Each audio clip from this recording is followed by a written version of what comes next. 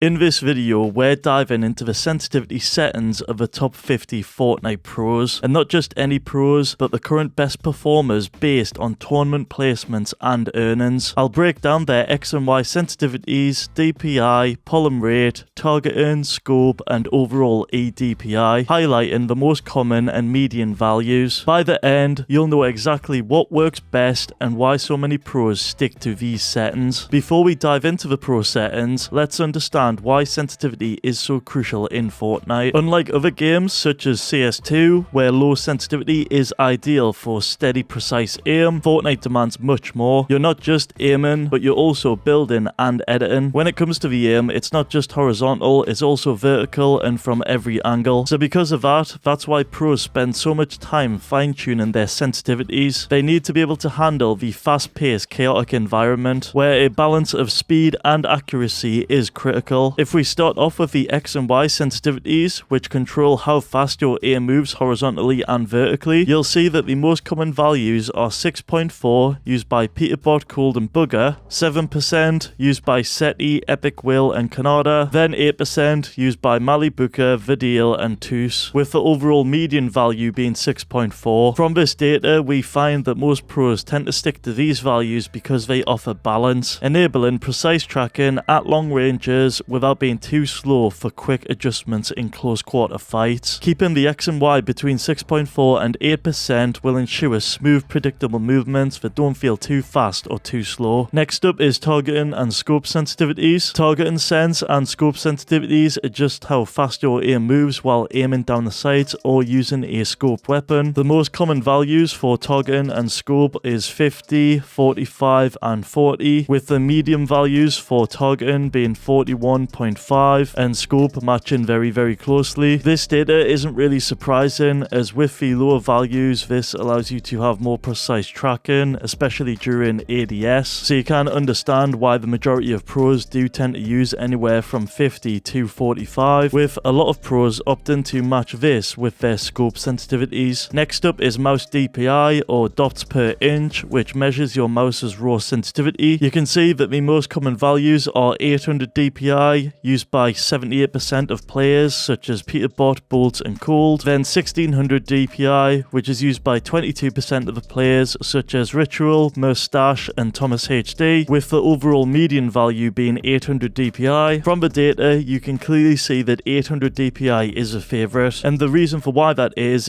because it's reliable. Not only does it feel like a really balanced mouse DPI, like in terms of desktop sensitivity, avoiding those overly fast movements that come with using a higher DPI like 1600. However, there is no denying that there has been a rise in players experimenting with higher DPI settings, which, as most of you will know, can provide smoother micro adjustments and better performance on high resolution monitors. If you want to know more about that, I've actually made a full video on screen here, but for now 800 DPI remains the gold standard for competitive play. Next up, we've got eDPI, or effective DPI. What this does is it combines your DPI with your in-game sensitivity to give you a clear picture of your overall aim speed. It's essentially a value that helps you compare your own sensitivities with other players. As you can see from the data, the most common values are 56, used by 14% of players including Seti, Epic Will and Muzz, 51.2, used by 12% of players such as Peterbot, Cold and Bugger, then 52.8%, used by 8% of players including Mustache, Flixie and Eomzo. The overall median value for eDPI is 52.8. What's interesting about this data though is the fact that the most popular eDPI range among pros is 35 to 70, with 39 out of the 50 players falling into this category, so literally 78% of players. It shouldn't be a surprise either, because a medium sensitivity does strike as the perfect balance between precise tracking and quick adjustments, which, like I mentioned earlier, is critical in Fortnite fast-paced gameplay. Just like having a low sensitivity is critical in Counter-Strike 2. If you want to find and compare your eDPI, check out the GameSettings.com eDPI calculator. It's very easy to use. Just choose your game and input your DPI and in-game sense, then comment your eDPI in the comment section below. Next up is pollen rate, which is measured in hertz. This basically reflects how often your mouse updates its position to your system. While newer mice offer pollen rates as high high as 2000 Hz, 4000 Hz, or even 8000 Hz, most pros stick to 1000 Hz. And the reason why is very simple. 1000 Hz provides an ideal balance of responsiveness and stability, enabling smooth tracking without the diminishing returns or system strain that can come with these higher polling rates like 4000 or 8000 Hz. You'll see from the data the most common values are 1000 Hz, which is used by 74% of players. Then the remaining players are using Hz higher than 1000, which accounts to 26% of players. From that data though, you can see why the majority of players tend to stick to a more safe and reliable 1000 Hz. I think right now it's just safer to do that rather than experiment with a higher polling rate. Overall though, this has been an insight into what the top Fortnite pros use for their sensitivities, and as you can see, it's essentially a medium sense. Medium provides a perfect balance of not being too slow and not being too quick, which is perfect for a game like Fortnite.